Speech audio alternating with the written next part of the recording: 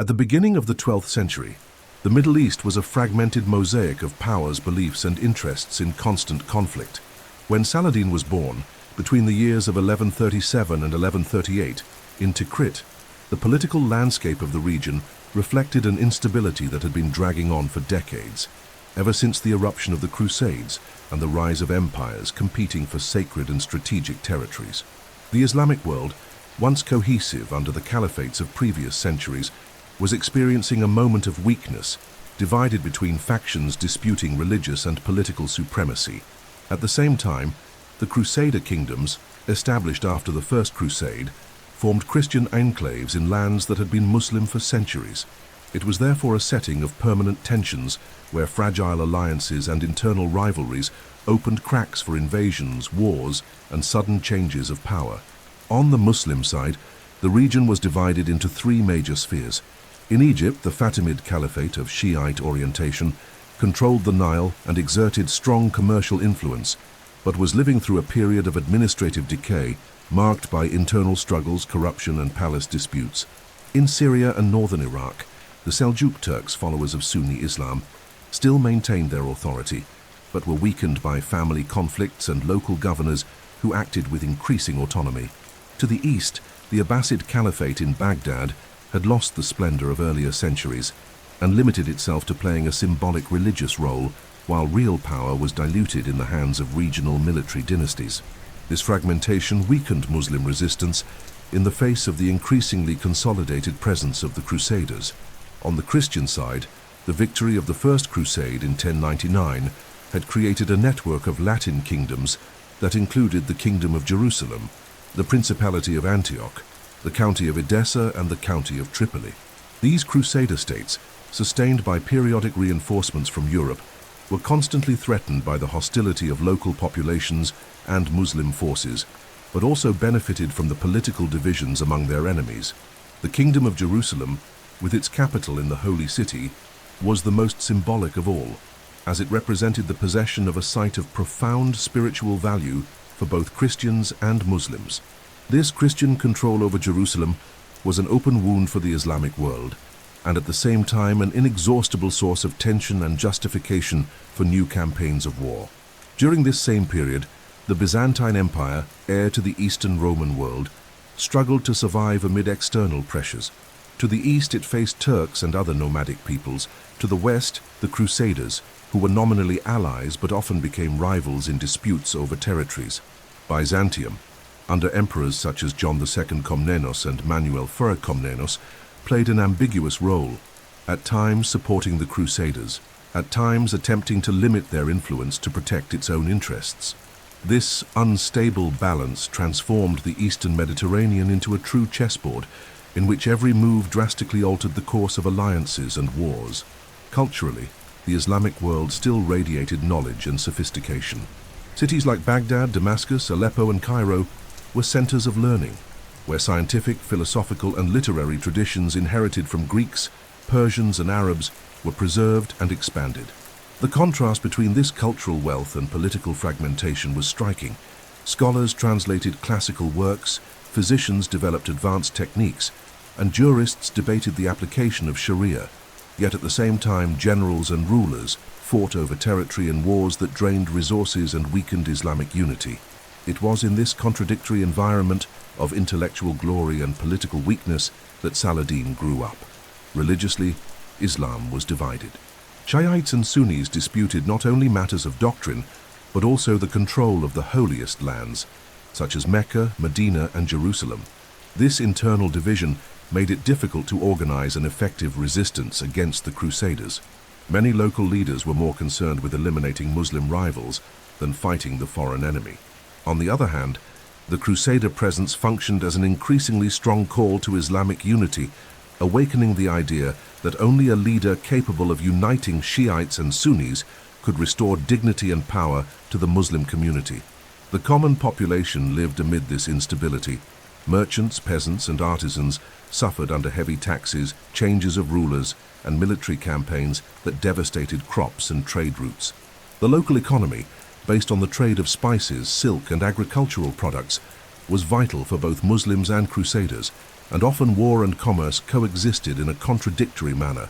Christian and Muslim merchants negotiated side by side, even while their armies clashed on the battlefield. This ambiguity characterized the daily life of the region, open conflict mixed with moments of economic pragmatism. It was within this unstable context, filled with political fragmentation, religious tensions, and incessant conflicts, that Saladin was born. The Middle East of his childhood was not only a land in dispute, but also a fertile ground for the rise of charismatic leaders who promised to restore unity and lost glory. The story of Saladin only makes sense when understood against this panorama of contrasts, a world of cultural splendor and political decadence, of fervent faith and internal rivalries, of endless wars and dreams of reconquest. The story of Saladin cannot be understood without delving into his family roots and the cultural heritage of his people. He was born into a Kurdish family that, although not occupying central positions in the Islamic political scene of the early 12th century, already had a military tradition and regional influence. His full name, Salah ad-Din Yusuf ibn Ayyub, reveals the importance of his father, Najm ad-Din Ayyub, who, along with his brother Asad ad-Din Shirkuh, would play a fundamental role in the first steps of the young Saladin's career. These two men would be not only examples of courage and discipline, but also the inadvertent architects of the destiny that would place their son and nephew at the center of the most significant events of the medieval Middle East.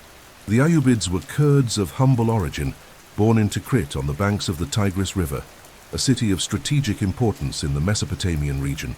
The Kurds historically lived in mountainous areas between Anatolia, Persia, and Mesopotamia, developing a culture of resistance and independence. Often marginalized by the great Arab and Turkish dynasties, they were known as resilient warriors, forged in harsh lands with a military tradition passed down from generation to generation. This Kurdish background shaped in Saladin a dual identity, that of belonging to a peripheral community and that of being part of a family that knew how to use its military skills to rise amidst the intricate political disputes of the Islamic world. Saladin's father, Najm ad-Din Ayyub, had already stood out as a loyal commander to the Atabeg Zengi, Lord of Mosul and founder of the Zengid dynasty. Thanks to the alliance with Zengi, the Ayyubid family gained greater space on the political scene. When Saladin was born, his father was already governor of Tikrit, but this position proved to be ephemeral. A local conflict forced the family to leave the city on the very night of Saladin's birth. Thus, the future sultan was born amidst instability, at the exact moment when his family was leaving behind their native city. This symbolic detail would become a metaphor for his life. Saladin would never be associated with fixed roots, but rather with movement, military campaigns, and constant shifts in the political landscape. After leaving Tikrit, the family found refuge in Mosul under Zengi's protection. It was in this environment that Saladin grew up, surrounded by men of war, strategists, and commanders who became his masters in training. His uncle Shirkuh, in particular, was a crucial figure. A man of energetic temperament, corpulent and fearless, he led military expeditions on behalf of the Zengids and would become Saladin's first link with Egypt, a territory that would completely change the destiny of the family. Under Shirkuh's influence, Saladin learned the importance of loyalty, discipline, and courage in combat, characteristics that would later mark his own style of leadership. Although surrounded by warriors, Saladin's education went beyond military matters. As part of a Kurdish family integrated into the Sunni Islamic context, he received a solid education in the study of the Quran, Islamic law, and theology. This religious foundation not only shaped his personal life, but also his future public image. Throughout his career, Saladin would be known not only as a commander but also as a deeply devout man who united faith and politics in his decisions. The balance between spiritual formation and military learning was one of the traits that set him apart from other leaders of his time. Another fundamental aspect of the Ayyubid identity was the awareness of political instability. Saladin's father and uncle were pragmatic men who knew that alliances in the Middle East shifted rapidly. One day, they might be fighting alongside a ruler, the next day, against him. This pragmatic vision taught Saladin from an early age not to rely exclusively on titles or offices, but to cultivate personal trust, the loyalty of soldiers, and the ability to adapt. It was this skill to move among different lords and always maintain a strategic position that later helped him unify fragmented regions. The Kurdish origin, sometimes seen as peripheral, also became an advantage. Saladin did not belong to any of the great Arab or Turkish families that dominated the political scene. This relative neutrality allowed him to move more easily among different factions without being immediately perceived as a direct threat to established power. His identity as a Kurd placed him at the margins, but at the same time gave him the flexibility necessary to build broad alliances, which would prove decisive in his rise. Thus the Ayyubid family, which began as a Kurdish house of military commanders in the service of other lords, laid the foundations for the future of one of history's greatest leaders. From his father, Saladin inherited prudence, loyalty, and a sense of duty. From his uncle, he inherited the spirit of combat, boldness, and the willingness to risk everything for a cause. From his people, the Kurds, he inherited resilience, toughness in the face of adversity, and the ability to survive amidst incessant conflicts. All of this would form the foundation of his personality, preparing him to become, years later, not only the Sultan of Egypt and Syria, but also the symbol of Islamic unity in the face of the Crusades. Saladin's youth unfolded in an environment marked by political instability, but also by the cultural and intellectual richness of the great cities of the Middle East. After the family's exile from Tikrit, the Ayyubids first settled in Mosul and later in Damascus, two fundamental centers of the time, both militarily and spiritually. It was in this space that young Yusuf, still far from the title of Salah ad-Din, the righteousness of faith, gained access to a solid and diverse education that united religious, legal, philosophical, and military elements. The combination of Islamic devotion and practical training in political strategy would become the indelible mark of his youth. Mosul, under the rule of Zengi, was a military and political hub of the First Order. There Saladin grew up among officers, soldiers, and governors who were constantly preparing to defend their borders against external threats or to attack the Crusader states. The environment was permeated by the logic of war, but also by an atmosphere of discipline and hierarchy that he absorbed from an early age. It was in Mosul that Saladin first encountered the ideal of jihad as resistance, not merely as religious warfare, but as a moral struggle to preserve faith. This idea, still embryonic, would take shape as he matured, but was already present in the speeches and actions of the Zengid leaders who surrounded him. However, it was in Damascus that Saladin's formation truly solidified. The city, considered one of the oldest continuously inhabited in the world, was at that time a true center of Islamic culture. Known for its gardens, mosques, and madrasas, Damascus offered fertile ground for intellectual development.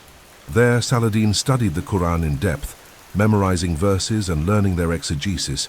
He also immersed himself in the study of Islamic jurisprudence, fiqh, especially within the Sunni Shafi'i school, which emphasized moderation and the pursuit of justice. For him, Islamic law in youth was not just a set of rules, but a principle that would form his vision of a just ruler and defender of the Muslim community. Beyond religious studies, Saladin was exposed to philosophy, literature, and the sciences circulating in the Islamic world. The legacy of Persian, Greek, and Arab thinkers was alive in Damascus, in works translated and debated by scholars. Astronomy, mathematics, and medicine were part of the city's intellectual life. Although he never became a scholar in the academic sense, Saladin absorbed the importance of knowledge as a tool of leadership. He grew up in a culture that valued both spiritual wisdom and rational practice, understanding that a ruler should surround himself with jurists, poets, and physicians, as well as generals. Another striking aspect of Saladin's youth was his personal practice of religion. From an early age, he was seen as someone of intense devotion, who prayed regularly and valued simplicity in daily life. This attitude contrasted with the ostentation common among rulers and military commanders of the time. He preferred modest clothing, avoided excess, and valued self-control, traits that would later distinguish him as a respected leader, not only for his military strength, but also for his moral conduct. The spirituality that accompanied him from youth would become a central element in his reputation as a just and pious ruler. In military terms, Saladin was not considered an exceptional warrior in his youth. Unlike other leaders who displayed great combat skills early on, He stood out more for his intelligence, calmness, and organizational ability. Many accounts suggest that as a young man, he did not appear destined for great military conquests. He was seen as more inclined toward study and religion than toward battle. However, this introspective profile allowed him to observe and learn from the mistakes and successes of other generals, accumulating experience that would prove valuable when he eventually took command. His relationship with his uncle Shirkuh also shaped this phase. Shirkuh was the antithesis of Saladin, impulsive, corpulent, with a fiery temperament, and passionate about war. Saladin, more reserved and calculating, complemented his uncle with his analytical ability and prudence. This duality of personalities created a balance between action and reflection, a practical learning process that prepared him for political life. Over time, the ability to remain calm under pressure, a trait acquired in youth, became one of his greatest virtues as a commander and negotiator. Damascus, with its cosmopolitan atmosphere, also exposed him to different currents of Islam. Shiites, Sunnis, and even Eastern Christians coexisted in the city, and this contact with religious and cultural diversity broadened his political vision. Saladin learned early that the strength of a ruler also lay in his ability to tolerate and negotiate. This attitude would become evident later, when, even in the midst of bloody wars against the Crusaders, he stood out for his clemency and respect for prisoners and civilians, contrasting with the brutality that marked the era. Thus, Saladin's youth in Mosul and Damascus was marked by the absorption of three fundamental pillars: religious faith, military discipline, and political learning. This combination of spirituality, knowledge, and military pragmatism shaped him for the challenges to come.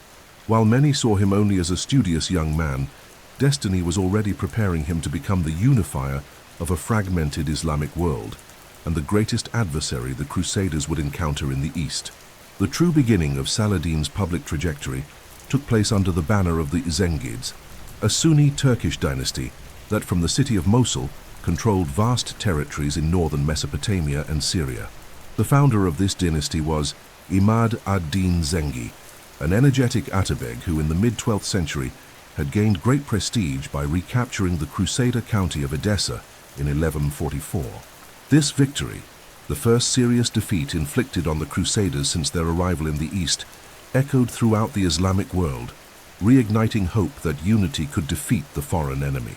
It was within this structure of power that the young Saladin found his first political and military school, serving Urs Nur ad-Din, son and successor of Zengi. Nur ad-Din inherited the throne in 1146 after the assassination of his father. He stood out for combining religious fervor and administrative skill, becoming one of the most respected Muslim leaders of his time. He was a staunch defender of jihad against the Crusaders, but at the same time sought to discipline and moralize Islamic governance in his domains. Under his authority, madrasas, hospitals, and public works were founded, consolidating his reputation as a just ruler. Saladin grew up in this environment, absorbing from Nur ad-Din a model of leadership that reconciled faith and military power, charisma, and prudence. The influence of this ruler would be decisive in shaping Saladin's political character. Initially, Saladin did not play a prominent role in military campaigns. Unlike his uncle Shirkuh, who soon emerged as an active commander, Saladin appeared more as an administrative assistant and trusted advisor. His presence in councils and expeditions helped him understand the complexity of regional politics, where alliances were made and broken quickly. Over time, however, he began to take on greater responsibilities, especially in organizing logistics for expeditions, collecting taxes, and managing conquered cities. This administrative experience would prove fundamental when, years later, he had to govern vast and complex regions such as Egypt and Syria. Saladin's uncle, Shirkuh, played a central role during this period. A trusted general of Nur ad-Din, he frequently led campaigns against Crusaders and Muslim rivals, often taking his young nephew with him. At Shirkuh's side, Saladin participated in his first military expeditions, observing closely the functioning of armies, the importance of troop discipline, and the art of negotiating with allies and enemies. Although he was not yet the commander he would later become, Saladin displayed calmness, prudence, and skill in mediating conflicts, qualities that already set him apart. The Zengid army was composed of a mosaic of forces, Turks, Arabs, Kurds, Bedouins, and mercenaries of various origins. Each group had its own loyalties and did not always act with discipline. The ability to keep these troops united and motivated was a constant challenge. Alongside his uncle, Saladin learned to deal with this kind of military diversity, realizing that war was not won solely on the battlefield, but also through managing the loyalty and interests of different factions. This lesson would be crucial when he himself, as sultan, had to unify an empire fragmented by tribal and ethnic rivalries. Another important aspect of this period was direct contact with the Crusader enemy. Saladin witnessed the methods of war used by the Frankish knights, their heavily armed cavalry, the use of advanced fortresses, and the way they organized defensive lines around conquered cities. He also observed the arrogance of some Crusader leaders who underestimated Muslim power, as well as the internal divisions among them. These observations, made while still an assistant, shaped his strategic vision that victory over the Latin kingdoms depended less on isolated confrontations and more on patience, attrition, and the unification of Islamic forces. At the same time, Saladin stood out for his religiosity.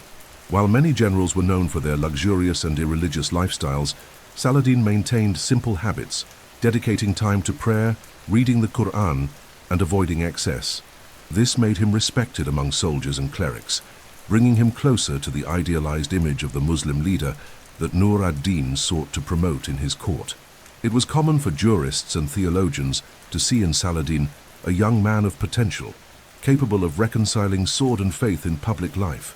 This gradual rise within the Zengid army consolidated Saladin as a trusted figure. He was not yet seen as a protagonist, but he had already become indispensable, especially when it came to accompanying his uncle Shirkuh in delicate campaigns. This bond would soon take him to Egypt, where the most decisive stage of his career would begin. The lessons learned under Nur ad-Din and the Zengids gave him three tools he would never abandon: the importance of faith as the foundation of power, the need for political unification in the face of the external enemy, and the administrative prudence to govern with justice. The young Kurd, who had begun almost unnoticed among Turkish and Arab officers, was now becoming a strategic piece on the Middle Eastern chessboard. Without yet knowing it, Saladin was about to take the first step toward becoming the man who would change the fate of Jerusalem and forever mark the memory of the Crusades. The true turning point in Saladin's life began with Egypt's entry into his trajectory. Until then, he had been only a young officer in the Zengid army, known more for his devotion and prudence than for military feats. But destiny, in its constant web of rivalries and circumstances, pushed Saladin into the heart of a dispute that would change not only his life, but the entire balance of the Middle East. Egypt at that time was a key piece on the chessboard of the Crusades, a rich, fertile, and strategic territory coveted both by the Crusaders and the Muslims. It was under the command of his uncle Shirkuh that Saladin was taken to this land, beginning a journey that would transform him into a leader. In the 12th century, Egypt was under the rule of the declining Fatimid Caliphate, of Shiite orientation. The Fatimids had governed for centuries, but by then they were weakened by internal intrigues, palace disputes, and successive economic crises. The young Caliph Al-Adid was merely a symbolic figure, while viziers and generals disputed real power. This fragility made Egypt vulnerable to invasions. The Crusaders, established in the Kingdom of Jerusalem, wanted to expand their control over the Nile, while Nur ad-Din, Lord of Syria and Saladin's patron, saw the chance to expand his power and surround the Latin states by taking Egypt. The situation became a race. Whoever controlled Egypt would control the future of the region. It was in this context that the Vizier Shawar, an influential figure at the Fatimid court, entered the scene. Shawar had lost and regained power several times, sometimes seeking help from the Crusaders, other times from the Zengids. In one of his crises, he turned to Nur ad-Din, asking for military reinforcements to secure his position. The Syrian ruler sent Shirkuh, accompanied by Saladin, still a trusted officer but with no command experience. This expedition, launched in 1164, marked the first time Saladin set foot in Egypt. His presence, discreet at first, grew with each campaign. Shirkuh's campaigns in Egypt were turbulent.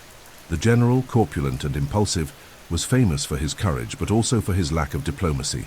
He faced betrayals, political reversals, and battles against Crusader armies who saw Syrian intervention as a direct threat. Saladin, at his uncle's side, observed closely. This experience taught him that wars were not won by the sword alone, but also by political skill. Each military victory was followed by tense negotiations. Each alliance was unstable. In Egypt, Saladin learned to deal with the complexity of a land full of palace intrigues, where generals and viziers could change sides from one day to the next. During these campaigns, Saladin began to gain the trust of Nur ad-Din and of Shirkuh himself. His calmness contrasted with his uncle's explosive temperament. While Shirkuh resolved everything by force, Saladin showed patience and prudence, advising moderation and carefully analyzing each step. These qualities drew attention, as they revealed an uncommon maturity for his age. It was in Egypt that Saladin began to be seen as more than a religious companion. He emerged as a man of decision, someone capable of governing. The decisive point came in 1169, after years of struggle in Egypt. Vizier Shawar, who had initially sought Shirkuh's help, turned against his allies and tried to eliminate them. In this scheme, Shawar was executed, and Shirkuh was appointed the new vizier of Egypt, exercising power on behalf of the Fatimid Caliph. However, his rule lasted only 2 months. Shirkuh suddenly died of illness. The vizier's throne, a position of immense power in Egypt, was suddenly left vacant. At this unexpected moment, Saladin emerged. The choice of Saladin as Shirkuh's successor surprised many. He was young, just over 30, and had no remarkable military fame. There were more experienced generals and more influential politicians.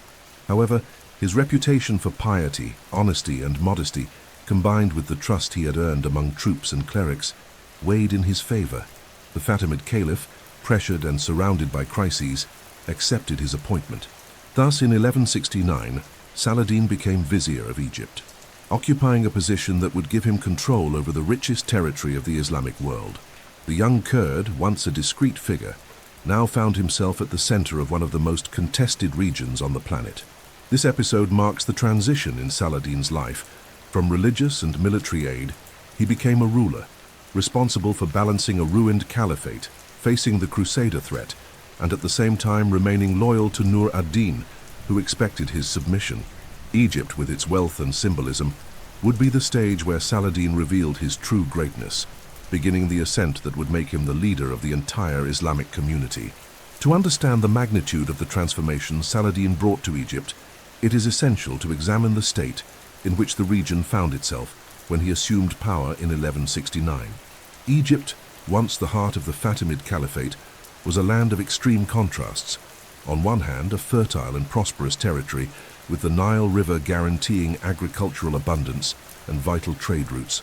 On the other, a state sunk in political crisis, administrative corruption, and religious disputes that eroded its base of power. The Fatimid Caliphate, which had arisen in the 10th century as one of the most powerful empires in the Islamic world, by the 12th century was in full decline, weakened by successive palace struggles and by the growing pressure of both Crusaders and Sunni Muslims. The Fatimid Caliphate followed the Ismaili Shiite branch, a minority within Islam, ruling over a population that was predominantly Sunni. This religious discrepancy had always been a source of instability, but during its peak, the Fatimids managed to maintain balance through efficient administration and a commercial network that connected the Mediterranean to the Indian Ocean. Cities such as Cairo and Alexandria flourished as centers of knowledge and trade, attracting scholars, merchants, and artisans from many parts of the world. Over time, however, this strength was eroded by internal conflicts, succession disputes, and an elite more concerned with palace intrigues than with the stability of the state. By the 12th century, this decline was visible in every aspect. Caliph al-Adid, the last of the Fatimid dynasty, was nothing more than a symbolic figure, young and inexperienced, manipulated by viziers and generals who ruled in his name. Each change of vizier brought persecution, executions, and confiscation of wealth, feeding instability even more. This environment made Egypt vulnerable to external pressures. The Crusaders, especially the kings of Jerusalem, saw in Fatimid weakness an opportunity to expand their domain to the Nile, which would grant them an unmatched economic base. At the same time, Nur ad-Din, ruler of Syria and Saladin's patron, saw the chance to annex Egypt to his own territory and surround the Crusaders on two fronts. The Egyptian people directly suffered the consequences of this crisis. Taxes were high, collected arbitrarily to sustain a decadent court. Administrative corruption ensured that much of this wealth was lost to bureaucrats and local lords instead of being invested in infrastructure or defense. This situation generated occasional revolts and a climate of general discontent.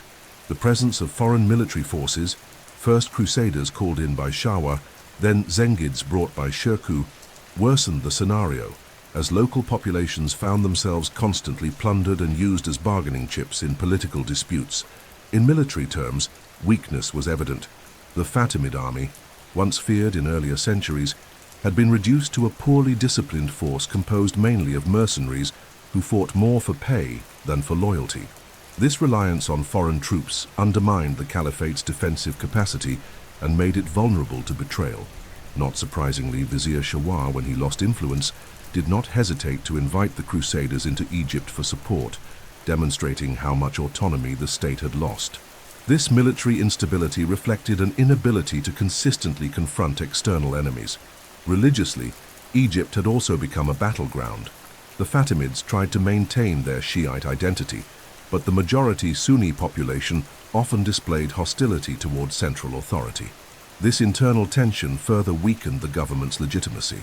Nur ad-Din, a Sunni leader in Syria, saw in this not only a political opportunity, but also a religious mission to replace the decadent Shiite caliphate with a Sunni order aligned with the Abbasids of Baghdad.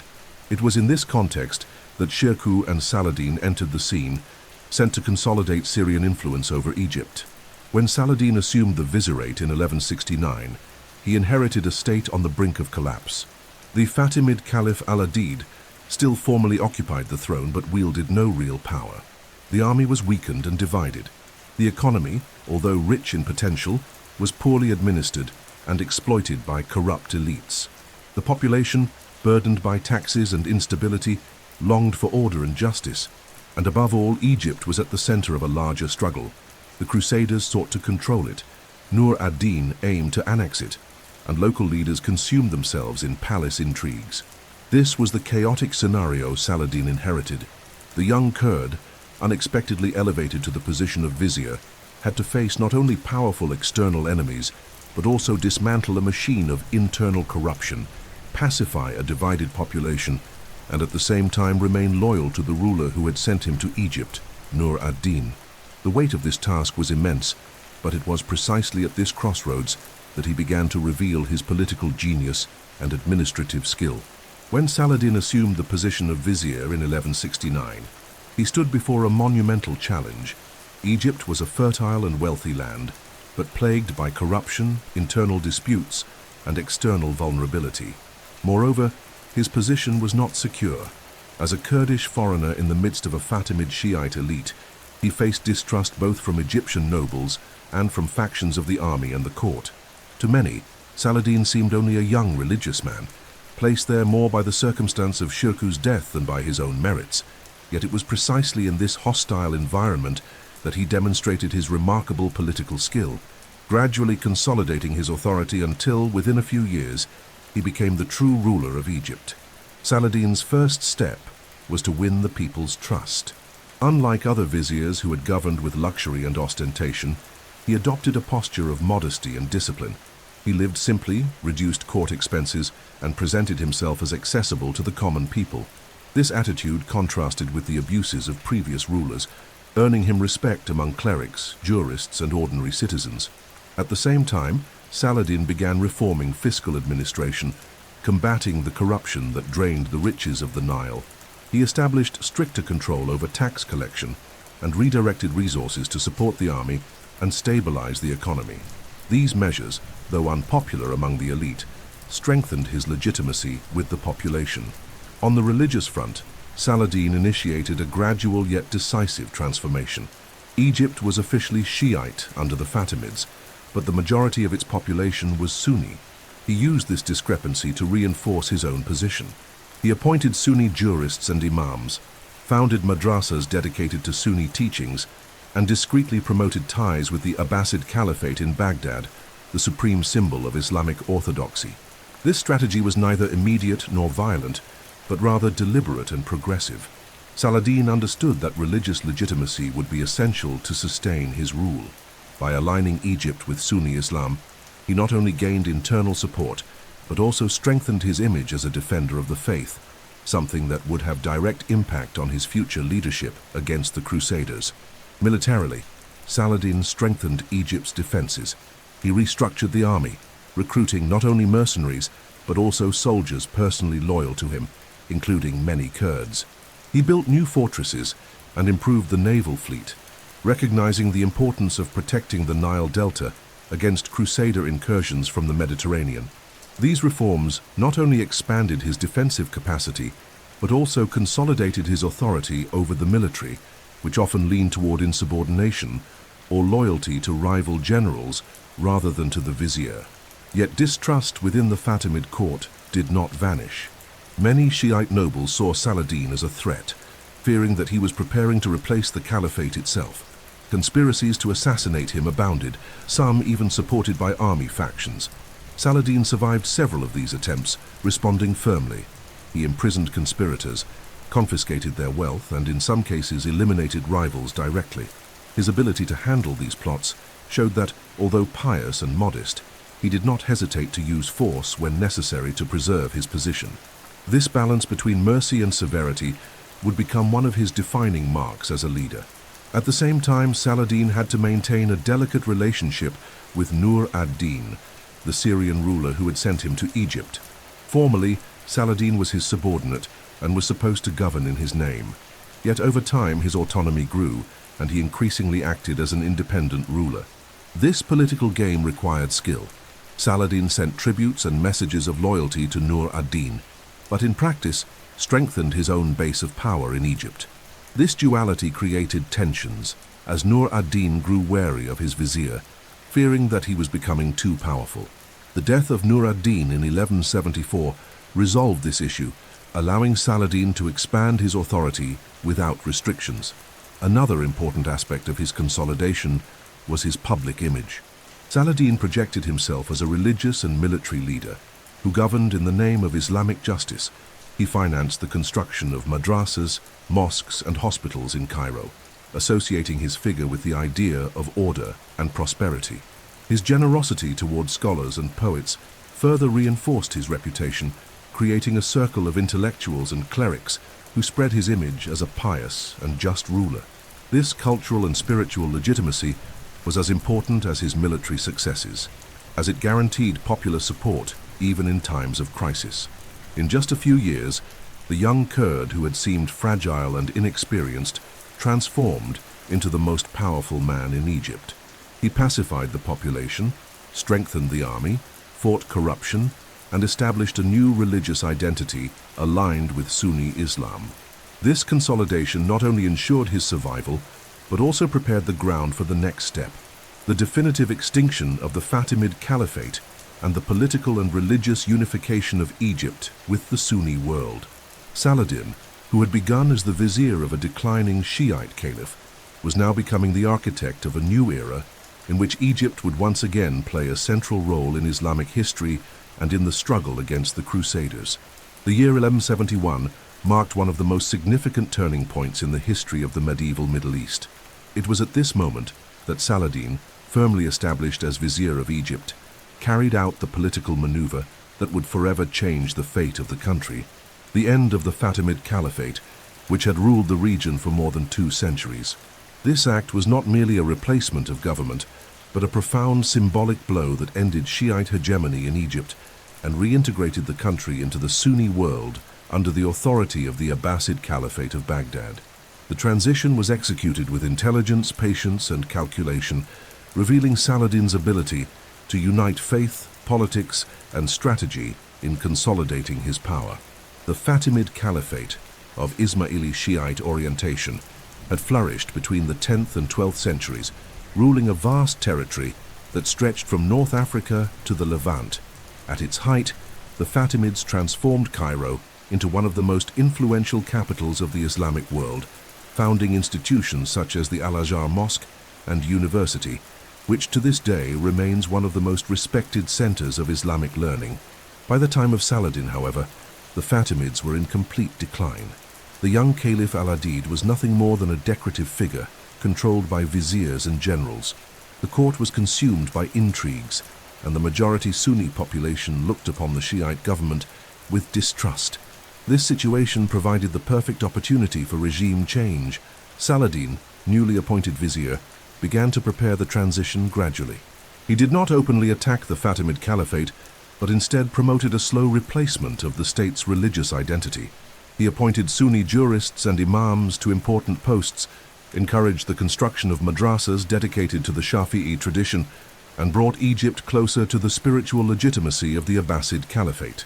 A crucial step was the substitution of the khutbah, the Friday public prayer, which until then had been recited in the name of the Fatimid Caliph. Beginning in 1171, Saladin ordered that the prayer be proclaimed in the name of the Abbasid Caliph of Baghdad, al-Mustadi. This symbolic gesture marked the official end of Fatimid authority and the return of Egypt to the Sunni fold. The death of Caliph al-Adid in September 1171 sealed the transition definitively. With no heirs capable of maintaining the dynasty, Saladin assumed full control of Egypt, officially abolishing the Fatimid Caliphate.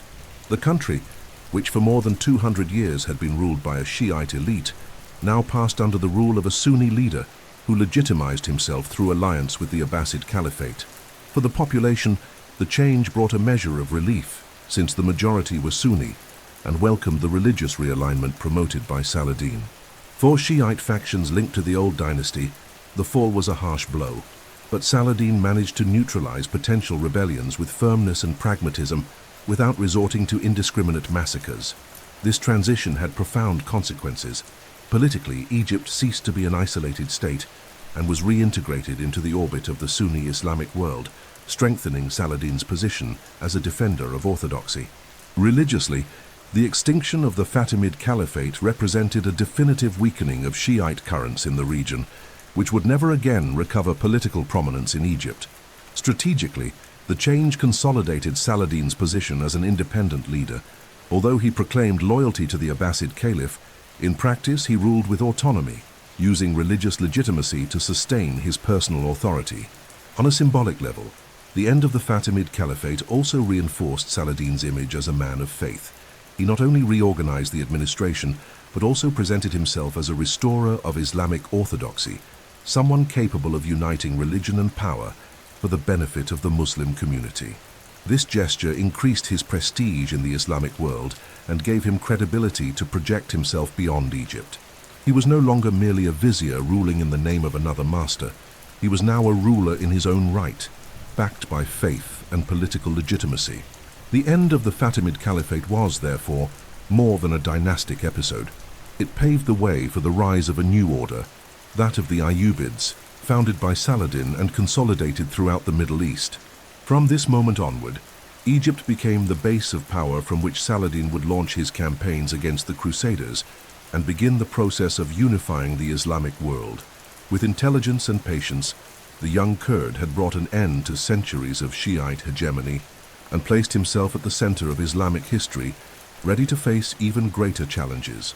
With the end of the Fatimid Caliphate in 1171 and the consolidation of his authority in Egypt, Saladin was not content merely to stabilize a state that had once been in decline. From that moment on, his political vision expanded beyond the banks of the Nile. He understood that Egypt, though wealthy and strategic, would not be enough on its own to confront the Crusader kingdoms firmly established in the Levant, nor to counter the ambitions of other Muslim rulers who might challenge his authority.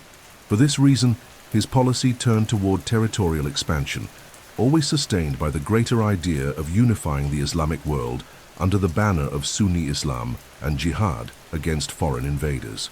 The first challenge Saladin faced was managing his relationship with Syria after the death of his former lord, Nur ad-Din Chas, in 1174. Nur ad-Din had been the great Sunni leader of the region, responsible for inspiring resistance against the Crusaders and consolidating Islamic power in Syria and Mesopotamia. With his death, a vacuum of power opened, sparking disputes among local factions, Turkish princes, and regional lords seeking control of the territories. Although formally still subordinate to the Zengids, Saladin seized the opportunity to project himself as the heir to Nur ad-Din's ideal of unity. His legitimacy, based both on his faith and on the prestige he had won in Egypt, provided him the foundation to expand his influence. In 1174, Saladin marched to Damascus, the old Syrian capital. The city, unstable and divided, chose to accept his peaceful entry rather than resist. This conquest was fundamental, for Damascus held not only strategic importance, but also immense symbolic value. It was one of the most prestigious cities of the Islamic world, with a long cultural and religious tradition. By incorporating Damascus into his domains, Saladin established himself as a regional figure of authority, not merely an Egyptian one. This annexation, achieved relatively peacefully, demonstrated his ability to use diplomacy, prestige, and religion as effectively as military force. In the years that followed, Saladin advanced further. Between 1174 and 1186, he conquered Aleppo, Homs, Hama, and Mosul, extending his control over Syria and Mesopotamia. Many of these conquests were the result of military campaigns, but also of political negotiations, marriage alliances, and the strategic use of religion as a tool of legitimacy.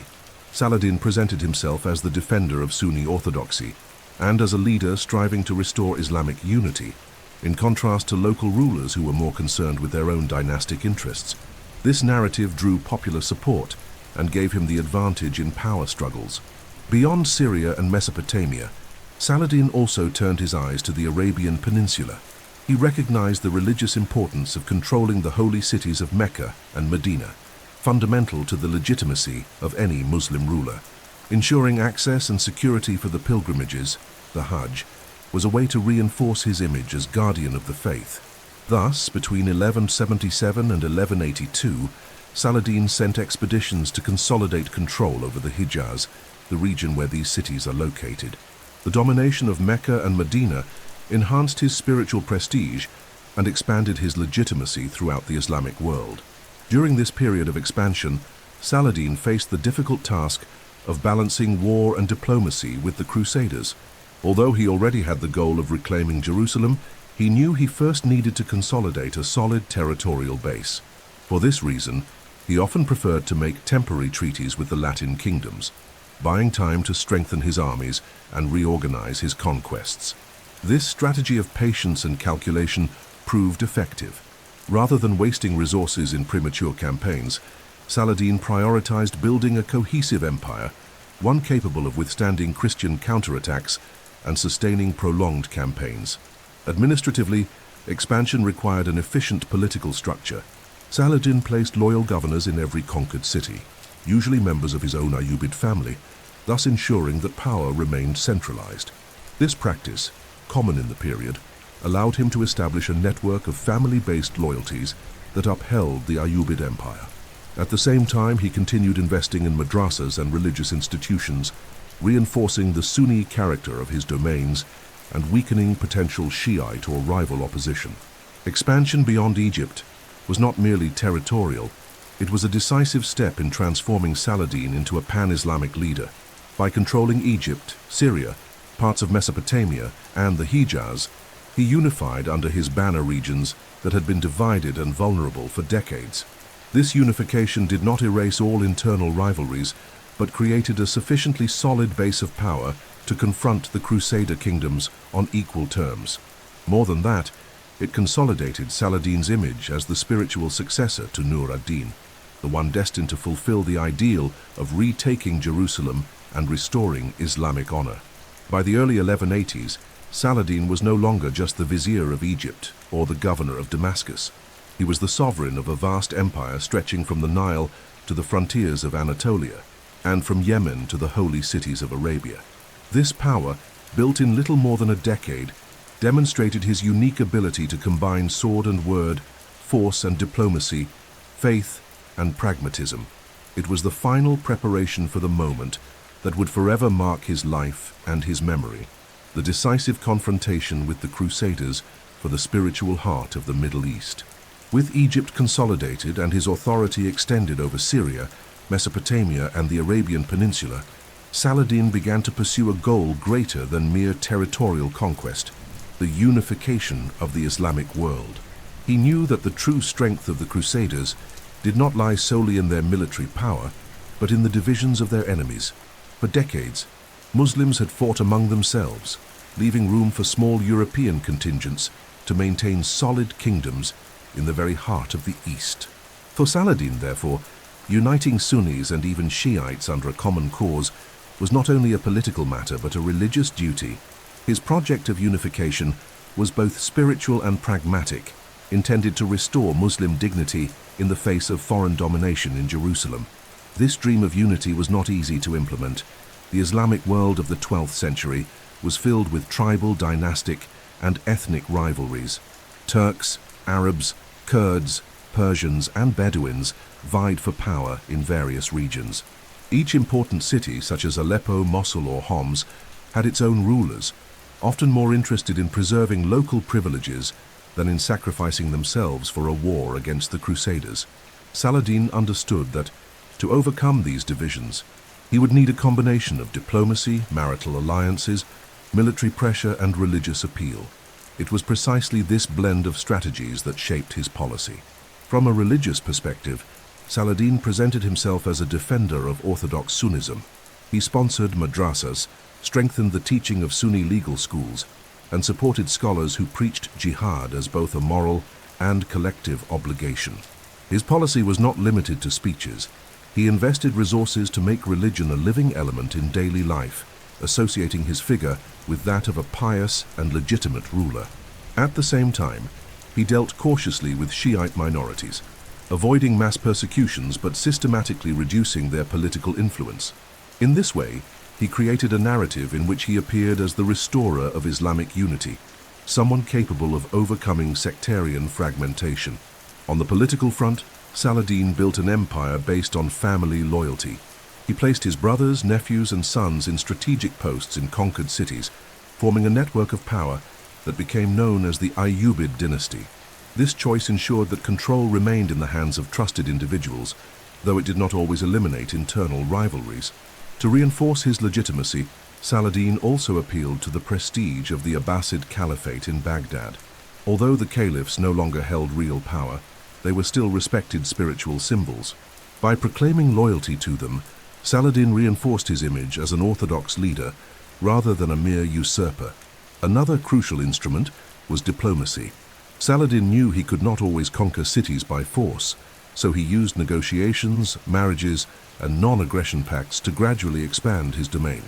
In some cases, he offered economic benefits and military protection in exchange for political submission. In others, he used the veiled threat of his army to persuade hesitant rulers. This ability to balance sword and word allowed him to expand his influence without provoking unnecessary wear. In a short time, Saladin managed to gather under his leadership regions that had previously been hostile to one another. But the central element of his dream was Jerusalem. For Saladin, the city was not merely a military objective, but a symbol of the Islamic faith. Since its conquest by the Crusaders in 1099, Jerusalem had been an open wound in the heart of Islam. The memory of the massacre committed by the Crusaders in the city, when thousands of Muslims were killed, fueled a collective sense of humiliation. Saladin turned this memory into fuel for his policy of unification. The reconquest of Jerusalem would not only be a personal triumph, but the realization of a greater ideal that mobilized the entire Islamic world. It was the goal that gave meaning to every alliance, every conquest, and every reform in his domains. At the same time, Saladin demonstrated great pragmatism.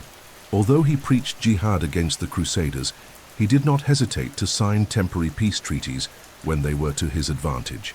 These agreements gave him time to consolidate territories, reorganize armies, and secure resources. He understood that war could not be won by heroism alone, but by patience and calculation.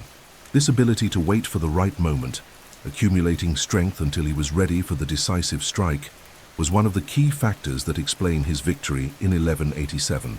Saladin's dream of Islamic unification was therefore not an abstract ideal, but a practical strategy sustained by religion, diplomacy, and military power.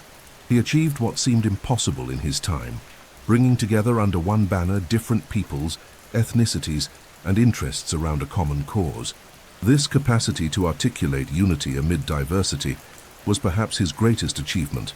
and it explains why his figure became a symbol not only of resistance, but of hope for later generations. By the end of the 1180s, Saladin had already turned this dream into reality, creating a solid and motivated empire, ready to confront the Crusaders in the greatest battle of his life. At the same time that Saladin was consolidating his power in Egypt and Syria, the Crusader states remained a constant threat in the heart of the Middle East. Among them, the most symbolic and powerful was the Kingdom of Jerusalem. Created in 1099 after the bloody conquest of the Holy City during the First Crusade, there knights from Europe had established a Latin monarchy which, though geographically small, held enormous political, religious, and strategic significance. The mere fact that Jerusalem was under Christian rule was seen by the Islamic world as an intolerable affront, a wound that needed to be healed. For Saladin, confrontation with this kingdom was not an option, but an inevitable destiny. The Kingdom of Jerusalem encompassed territories beyond the Holy City itself. It included fertile regions of Palestine, strategic fortresses such as Acre and Ascalon, and commercial routes linking the Mediterranean to the interior of the East. This territorial control allowed the Crusaders not only to survive but to prosper, exploiting agricultural resources, levying taxes on the local Muslim populations, and maintaining commercial ties with Venice, Genoa, and Pisa, which guaranteed them naval support. Thus, although numerically inferior to the Muslims, the Crusader states survived thanks to their military organization, their alliances with Italian cities, and the constant influx of reinforcements from Europe. Within the Kingdom of Jerusalem, the most notable figure in Saladin's time was King Baldwin IV, known as the Leper King. Despite the debilitating illness that afflicted him since adolescence, Baldwin stood out as an energetic and capable ruler. He personally commanded military campaigns against Saladin, imposing on him some remarkable defeats, such as the Battle of Montgisard in 1177, where, even outnumbered, the Crusader army managed to surprise and defeat Saladin's forces. This episode demonstrated that, despite being fragmented and isolated, the Crusaders still posed a formidable threat, capable of resisting the growing power of the Ayyubid ruler. In addition to the king, the Kingdom of Jerusalem was also sustained by two military orders that would become legendary, the Templars and the Hospitallers. These orders of warrior monks combined religious devotion with military discipline, forming an elite force that defended castles, escorted pilgrims, and fought in the front lines of battle. Their presence reinforced the sacred aura of the Crusader struggle and raised the morale of the Christian armies.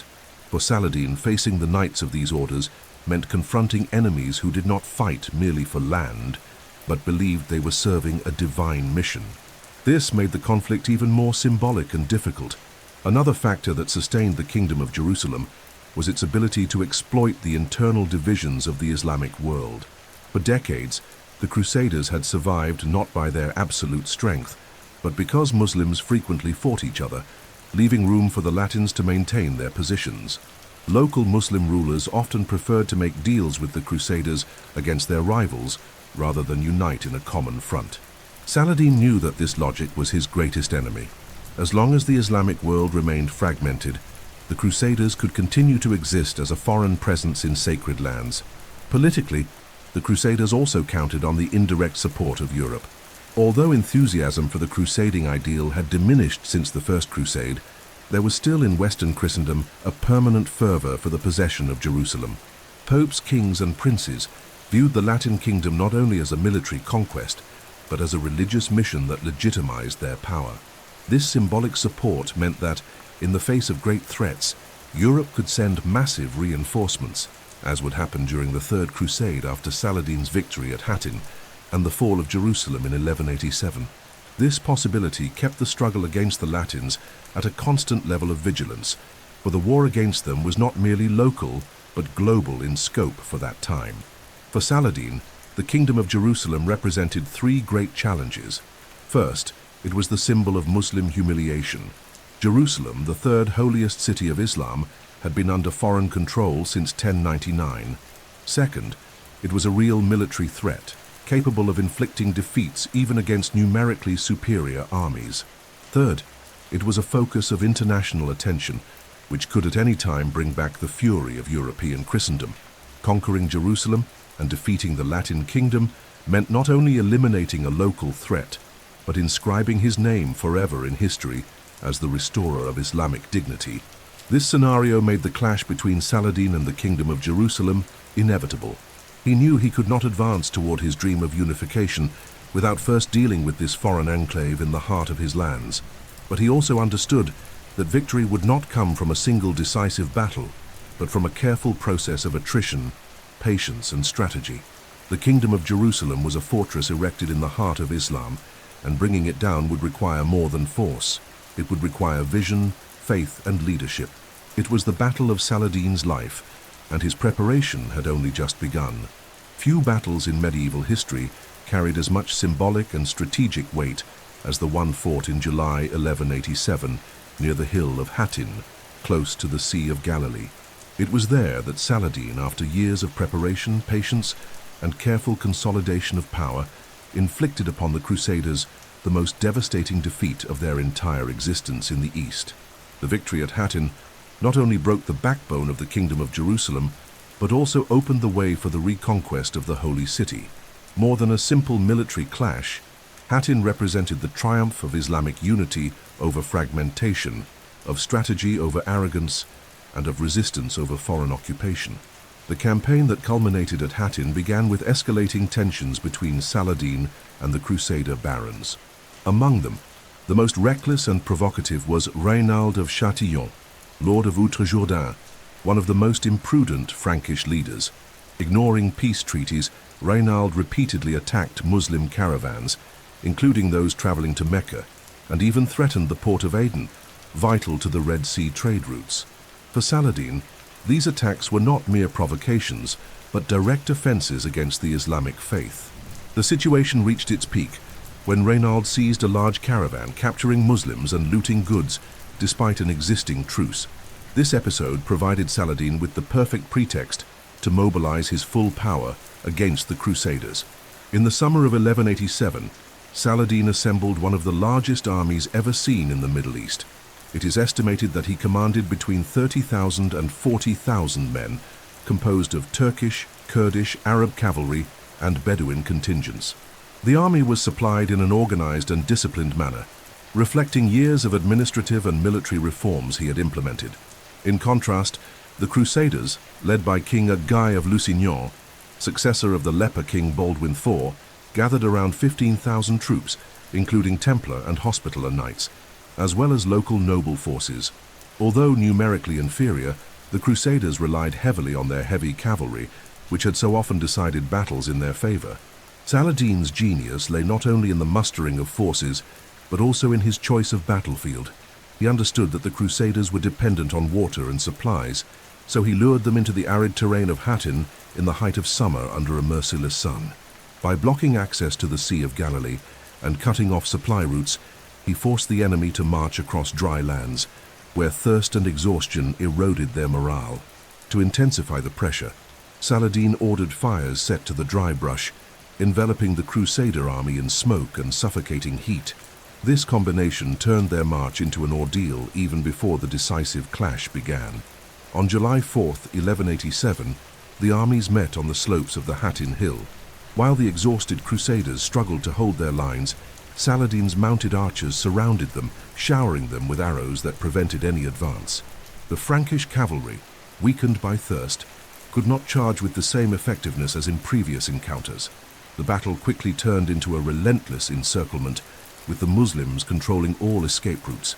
The True Cross, the sacred banner of the Crusaders, was raised in the center as a final rallying point, but even this could not halt their collapse. The result was a total defeat. Nearly the entire Crusader army was annihilated or captured. King Guy of Lusignan was taken prisoner, along with numerous barons and renowned knights. Raynald of Châtillon, Saladin's sworn enemy, was also captured. In view of his arrogance and repeated attacks on Muslim pilgrims, Saladin personally executed him, fulfilling his promise never to forgive him. Guy, however, was spared in a display of the selective clemency that characterized the Ayyubid ruler. The capture of the True Cross, the sacred relic that had accompanied the Latin armies since the conquest of Jerusalem, symbolized the ultimate humiliation of the Crusaders. The consequences of the Battle of Hattin were immediate and profound. With no army left to defend them, the Crusaders quickly lost a series of strategic cities and fortresses. Acre, Nablus, Jaffa, Ascalon, and other strongholds fell to Saladin within months. The very kingdom of Jerusalem practically ceased to exist as an independent political entity. Only the city of Tyre remained, resisting under the command of Conrad of Montferrat. But the greatest prize was still ahead. Jerusalem, the city that for nearly a century had remained under Christian rule, now lay within reach of the Muslim conqueror. Hattin was not merely a military victory. It was the culmination of Saladin's political and religious project. His strategy demonstrated to the world that patience, discipline, and unity could defeat even the proudest foreign armies. For Islam, it was a moment of glory and the restoration of confidence. For the Crusaders, it was a trauma that echoed for generations and led to the call for the Third Crusade. Saladin's image emerged from this battlefield as that of an indomitable hero, a warrior of faith and justice. Hattin was the gateway to the reconquest of Jerusalem, the great objective of his life. After the crushing victory at the Battle of Hattin in July 1187, Saladin stood before the greatest objective of his life, the reconquest of Jerusalem. For nearly 90 years, the Holy City had remained under Crusader control since its capture during the First Crusade in 1099, an event marked by a massacre that left deep scars in the Islamic world. The blood of Muslims, Jews, and even Eastern Christians had stained the city's streets, fueling generations of humiliation and outrage. Now, with the Crusaders' power broken and most of their fortresses already in Muslim hands, the road to Jerusalem lay open. The historic moment of its recovery was at hand. By the end of September 1187, Saladin marched toward the Holy City with a disciplined army full of morale. Jerusalem, practically isolated, was under the command of Balian of Ibelin, one of the few remaining Crusader nobles still resisting. He knew he could not rely on substantial reinforcements, since the bulk of Latin forces had been annihilated at Hattin. Even so, Balian organized the defense with courage, gathering about 3,000 knights and soldiers, along with thousands of Christian civilians seeking refuge within the walls. The situation was desperate, but the memory of the carnage of 1099 made them fear an even more brutal vengeance if the city fell. The siege began on September 20th, 1187. Saladin, experienced in long campaigns, positioned his troops around the walls and began mining operations and bombardment with catapults. The defenders resisted bravely for days, launching counterattacks and setting fire to the Muslim siege engines. However, the imbalance of forces was overwhelming. The walls were weakened, supplies scarce, and the defenders knew they could not resist indefinitely. Psychological pressure grew each day, as the civilian population feared a repetition of the massacre that the Crusaders themselves had committed against Muslims in 1099. Balian of Ibelin, realizing defeat was inevitable, sought to negotiate. At first, Saladin demanded unconditional surrender, but Balian threatened to burn the city and destroy the Christian holy places if guarantees of safety for the inhabitants were not given. This hardened stance forced Saladin to reconsider. After all, the destruction of Jerusalem could damage his own image, both before the Islamic world and Christendom. Understanding the symbolic value of the moment, Saladin decided to act differently from the Crusaders in 1099. He offered fair terms of surrender. He guaranteed the lives of the inhabitants, provided they paid a ransom for their release. Those unable to pay would still be freed in groups through additional arrangements. On October 2, 1187, Jerusalem surrendered. Saladin entered the Holy City not as a bloodthirsty conqueror, but as the restorer of Islamic dignity. His entry was marked by religious solemnity. He ordered the purification of the Beit Dome of the Rock and the Awis al-Aqsa Mosque, which had been converted into churches by the Crusaders. The golden cross raised over the dome was carefully removed, and in its place the original call to Islamic prayer was restored. The streets of Jerusalem, which had witnessed a bloodbath nearly a century earlier, now witnessed an episode of clemency and order. The contrast between 1099 and 1187 could not have been greater. While the Crusaders had massacred all the city's inhabitants in their initial conquest, Saladin spared civilians, even allowing many Eastern Christians to remain in Jerusalem. Jews, who had been expelled or killed in 1099, were authorized to return and reconstitute their communities. This stance reinforced Saladin's image as a just and magnanimous leader, in line with his reputation as a pious man and defender of the faith. It was not only a military victory, but also a moral triumph that resonated throughout the known world. The impact of Jerusalem's reconquest was immediate. In the Islamic world, the news spread as a historic triumph, comparable to the greatest glories of past caliphates. Poets, chroniclers, and jurists celebrated Saladin as a hero sent by God to restore the honor of Islam. His fame transcended borders, and he became a symbol of unity and justice. In the Christian West, however, the fall of Jerusalem was received with shock and outrage. Pope Urban III, upon receiving the news, is said to have died of grief. Christendom mobilized rapidly, launching the movement that would result in the Third Crusade, led by legendary figures such as Richard the Lionheart, Philip Augustus of France, and Emperor Frederick Barbarossa. But in that October of 1187, the triumph was absolute. Saladin had achieved the goal that had guided his entire political and military career. The city that represented the spiritual heart of three monotheistic religions was once again under Muslim control, and it was done without repeating the brutality of the enemies who had taken it nearly a century earlier. The reconquest of Jerusalem not only crowned his life of struggle, but also established a new standard of leadership, a warrior who triumphed with the sword, but also by example of justice and mercy. The fall of Jerusalem in October 1187 was a seismic shock for all of Western Christendom. Since the First Crusade, possession of the Holy City had become not merely a military trophy, but the supreme symbol of Christianity's spiritual victory over Islam. The news that Jerusalem was once again in Muslim hands, conquered by Saladin, caused shock, indignation, and despair among kings, popes, and the faithful.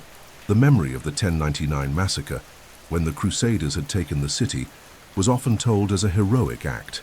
Now, faced with the loss, the West felt humiliated, and that humiliation quickly transformed into fuel for the mobilization of the Third Crusade. One of the greatest military expeditions of the Middle Ages, the first reactions came from Rome. Pope Urban III, upon receiving the news of Jerusalem's fall, was reportedly so overcome with grief that, according to some chroniclers, he died shortly afterward in a state of shock. His successor, Gregory VIII, wasted no time. He issued the bull Audita Tremendi, an urgent call for all Christians to enlist in a new crusade. The text described the defeat at Hattin and the loss of the Holy City as divine punishment for the sins of Christendom, summoning knights, nobles, and kings to set aside their rivalries and march united against Saladin. The apocalyptic tone of the bull inflamed preachers and mobilized crowds throughout Europe. The response was immediate and unprecedented. Three of the greatest monarchs of the West personally committed themselves to leading the expedition. Richard I of England, known as Richard the Lionheart, famed for his bravery.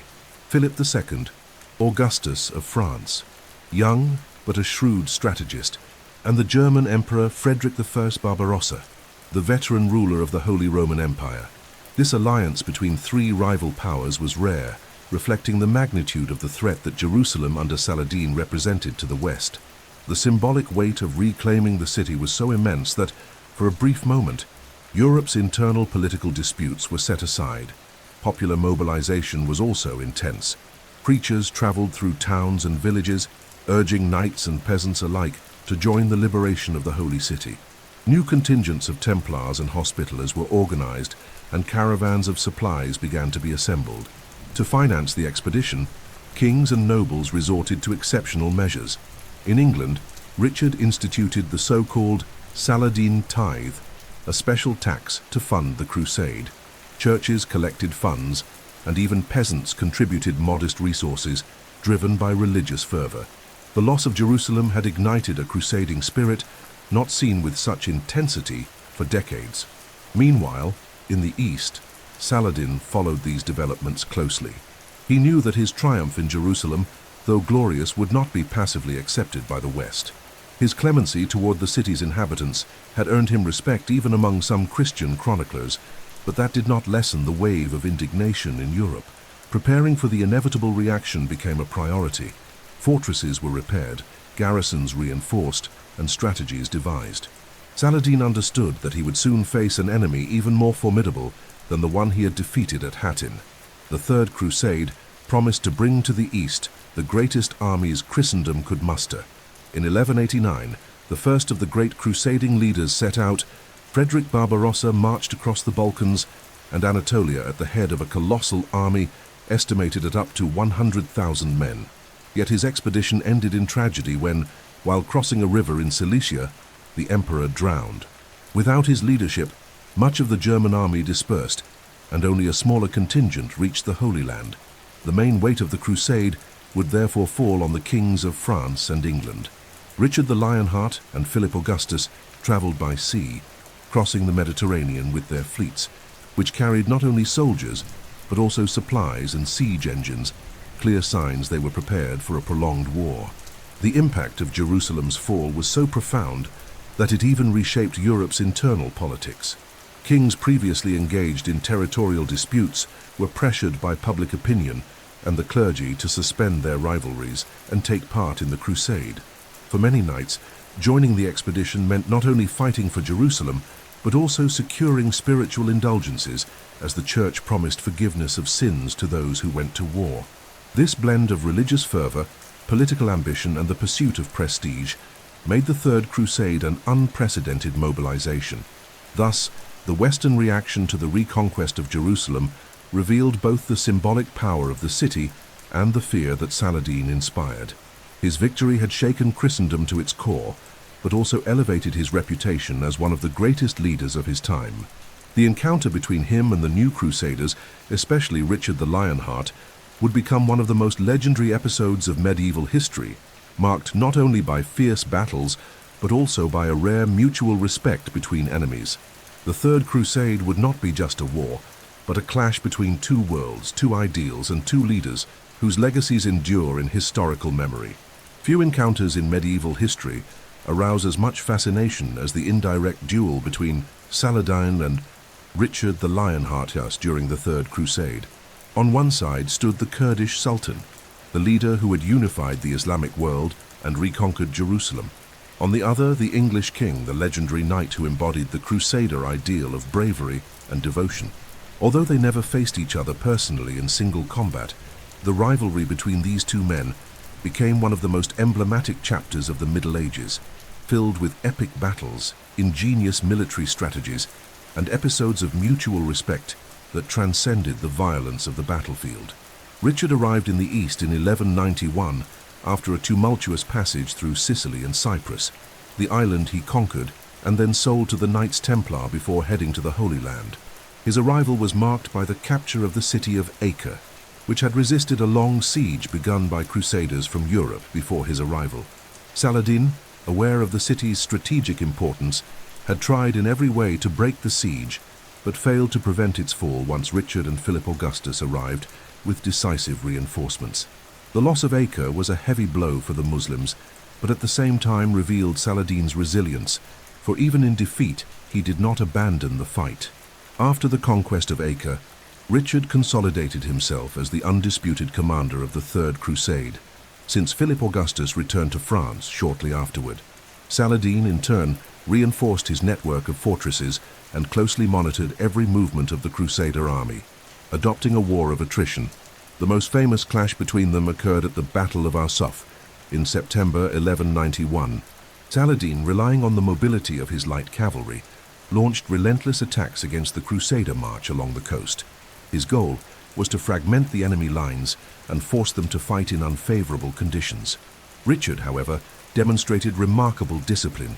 He resisted provocations and held his troops in formation until the right moment. When he finally ordered the charge of the heavy cavalry, the Crusaders broke through the Muslim lines and secured an important victory. Arsuf showed the world that Richard was not only a fearless warrior, but also a calculating commander. Despite the setback at Arsuf, Saladin was not shaken. He quickly reorganized his forces, reinforced garrisons, and continued to avoid large-scale direct confrontations. His strategy was clear: prevent the Crusaders from marching on Jerusalem without exhausting themselves. Twice, Richard advanced to the outskirts of the Holy City, but each time he withdrew, aware of the logistical difficulties and the risk of being isolated in hostile territory. Saladin, fully conscious of Jerusalem's psychological importance, remained steadfast in its defense, avoiding any error that could lead to its loss. This strategic balance turned the campaign into a game of patience, where every step was calculated with caution. The duel between Saladin and Richard was not limited to the battlefield. It extended into diplomacy. Both exchanged envoys, gifts, and even gestures of courtesy that became legendary. It is said that, on one occasion when Richard fell ill, Saladin sent fresh fruit and ice to relieve his fever, a gesture of humanity amidst the war. On another, he offered horses to the English king after he lost his mounts in battle.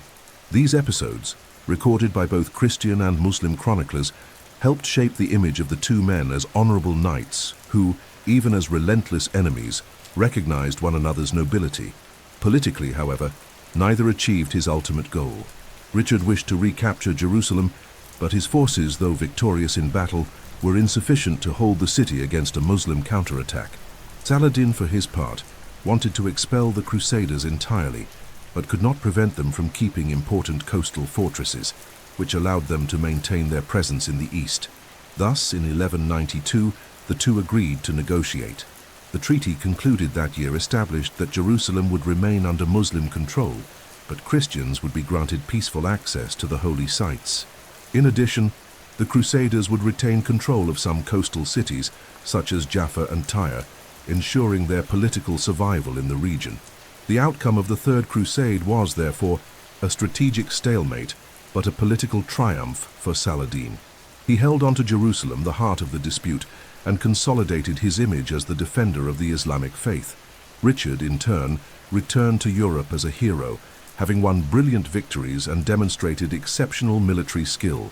The encounter between the two, marked by fierce battles and mutual respect, became one of the most romanticized narratives of the Middle Ages, inspiring chronicles, songs, and legends that would echo for centuries.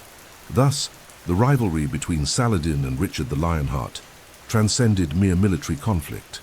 It represented the clash of two ideals of leadership. On one side, the sultan who unified peoples and ruled with faith and justice. On the other, the Crusader king who personified knightly courage and devotion to the cross. Although neither destroyed the other completely, their duel became fixed in collective memory as an example of greatness, honor, and determination in times of holy war. After years of clashes, negotiations, and battles that marked the Third Crusade, exhaustion weighed on both the Christian armies and the Muslim forces. Saladin, though he had managed to keep Jerusalem under his control, faced the constant pressure of defending a vast, newly unified empire that required resources, soldiers, and constant vigilance. Richard the Lionheart, on the other hand, commanded an army that, despite being disciplined and victorious in battles, such as Arsuf and Jaffa, lacked the logistical capacity to conquer and securely hold Jerusalem. Both leaders understood that to prolong the war would mean extending suffering without the certainty of ultimate victory. In this context, the need for an agreement that would bring the crusade to an end and establish a practical balance between Muslims and Christians became undeniable. Negotiations between Saladin and Richard began after the English victory at Jaffa in August 1192. Richard had repelled a Muslim offensive with great skill and courage, but knew that despite this success, he could not advance to Jerusalem. Saladin, for his part, realized that completely expelling the Crusaders from the coast was nearly impossible without risking disastrous losses. Both leaders therefore came to the conclusion that peace would be more advantageous than the continuation of an endless war. In September 1192, after intense diplomatic discussions, the treaty that would officially end the Third Crusade was signed. The agreement established several key points that would shape the political balance of the region for years to come. The most important was that Jerusalem would remain under Muslim control, consolidating Saladin's victory and reaffirming his position as the defender of the Islamic faith. Yet in a gesture of pragmatism and also magnanimity, Saladin guaranteed that Christian pilgrims would be free to access the city and visit its holy sites, including the Church of the Holy Sepulchre. This clause was crucial for Richard, who could present the treaty as a success to Christendom. since it meant that although Jerusalem remained in Muslim hands, the faithful were not excluded from its spirituality. Another important element of the treaty was that Christians would retain control over certain key coastal cities, such as Tyre, Acre, and Jaffa. These ports ensured the Crusaders' survival in the Levant, allowing the Latin kingdom to avoid complete extinction. For Saladin, ceding these territories was a calculated concession. Although it allowed the Crusaders to maintain a foothold in the east, they remained confined to the coast, without direct access to the hinterlands, thus reducing their capacity to threaten Jerusalem immediately. In this way, the treaty established a practical frontier between the two worlds, reflecting the military realities of the time. The religious impact of the treaty was profound. For Muslims, Saladin had achieved the ultimate goal, keeping Jerusalem under Islamic rule and preventing the city from falling back into Christian hands. His triumph was celebrated as a victory of faith, consolidating his image as a just and pious leader. For Christians, the definitive loss of Jerusalem was a painful blow, but the guarantee of peaceful access to the holy places offered consolation and preserved the spiritual importance of pilgrimages. The treaty demonstrated that, even in the midst of holy war, a space for religious coexistence could exist, albeit under permanent tension. Politically, the treaty also revealed the wisdom of both leaders. Saladin showed his ability to balance firmness and flexibility. He retained Jerusalem, but avoided utterly humiliating the Crusaders, which could have provoked new, more destructive expeditions. Richard, for his part, returned to Europe as a hero, able to present the preservation of pilgrimage routes as a partial victory. Although he had not regained Jerusalem, his reputation as a fearless knight remained intact, and Christendom still maintained a foothold in the East. The outcome was a strategic stalemate, but one that symbolically favored Saladin. The peace treaty of 1192 did not end the Crusades, but it marked a balance that endured for some time. The Crusaders remained active in the region, but their influence never again reached the level it had before the defeat at Hattin. Saladin, meanwhile, stood at the height of his career. He had defeated the Crusaders, recovered Jerusalem, and secured a treaty that indirectly acknowledged the legitimacy of his rule. Once again, his ability to combine war and diplomacy, the sword and the word, was revealed. By concluding the Third Crusade with this treaty, Saladin not only preserved his conquests, but also demonstrated that he was a leader capable of thinking beyond immediate victory, building solutions that balanced faith, pragmatism, and humanity. It was this final act of wisdom that reinforced his image as one of the greatest rulers of the Middle Ages, remembered by both Muslims and Christians as an example of greatness in times of war. The figure of Saladin throughout history has been consolidated not only as that of a victorious conqueror, but above all as a leader whose personal conduct transcended the inherent violence of his time. In an age marked by brutal wars, massacres, and intolerance, he managed to build the image of a just, pious, and magnanimous ruler, admired not only by his Muslim subjects, but even by many of his Christian enemies. Saladin's leadership style combined religious devotion, personal simplicity, political discipline, and a rare ability to balance clemency and severity according to circumstances. It was this combination that turned him into a legend while still alive, and into an example of leadership that continues to echo to this day. From a religious perspective, Saladin was profoundly devout. From his youth, he cultivated constant habits of prayer, Quran reading, and rigorous fasting. As a ruler, he made sure to lead by example. He avoided ostentation, dressed simply, and refused excess, even when his position allowed him to live in luxury. This behavior set him apart from many Muslim and Christian leaders of the time, who frequently indulged in extravagance and abuses of power. For Saladin, faith was not merely a political discourse, it was a guide for both his personal and public life. This posture gave him credibility among jurists and scholars, who regarded him as a true protector of Islamic orthodoxy, and as someone chosen by God to restore the dignity of Islam in the face of the Crusaders. At the same time, his leadership was marked by remarkable modesty. Saladin did not accumulate personal wealth, and often distributed the goods he received among his soldiers, scholars, or the needy. Upon his death in 1193, chroniclers reported that he left very few material possessions, in stark contrast to the vast lands and treasures he had ruled over. This generosity, though surprising, was part of his leadership strategy. By demonstrating detachment, he won the loyalty of his followers, who saw in him not only a ruler, but an example to emulate. His power came not from wealth, but from the trust and devotion he inspired. In the military and political fields, Saladin knew how to balance firmness with clemency. He did not hesitate to be severe when necessary. Conspirators and enemies who directly threatened his authority were punished rigorously, and in certain battles he spared no adversaries who posed risks to the security of his cause. The case of Reynald of Châtillon, executed after Hattin for his repeated provocations and attacks on Muslim pilgrims, is the most famous example of his relentless justice. Yet in situations where mercy was possible, Saladin was generous. After the reconquest of Jerusalem in 1187, he chose to spare the lives of thousands of inhabitants and negotiate their freedom through ransom, in stark contrast to the massacre committed by the Crusaders in 1099. This posture of balancing severity with mercy increased his authority. His enemies feared him, but they also respected him. Another fundamental aspect of his leadership was his ability to inspire unity. The Islamic world that Saladin inherited was fragmented among various factions, often more concerned with fighting each other than the Crusaders. He overcame these divisions not only by the strength of arms, but by his ability to create a common cause, the recovery of Jerusalem. His narrative of jihad was not only religious but also political, mobilizing entire populations around a goal that transcended ethnic boundaries and local rivalries. Under his leadership, Kurds, Arabs, Turks and Bedouins fought side by side, something rarely seen before his rise. Diplomacy was also an essential part of his style. Saladin understood that not all battles were won with the sword. He knew how to negotiate treaties, forge temporary alliances, and even respect his adversaries.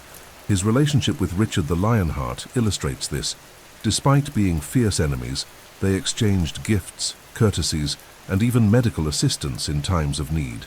This combination of military hardness and diplomatic flexibility made Saladin a complete leader, capable of managing both war and peace. His image as a just knight was even recognized by Christian chroniclers themselves. Many European accounts describe Saladin with admiration, highlighting his generosity, his honor, and his modesty. For an age in which the enemy was often portrayed as barbaric or inhuman, such recognition is telling. Saladin managed to break through hostile propaganda and be remembered even in the West as an example of nobility and honor. This contributed to the construction of his legend, perpetuated for generations in romances, chronicles, and even in modern literature.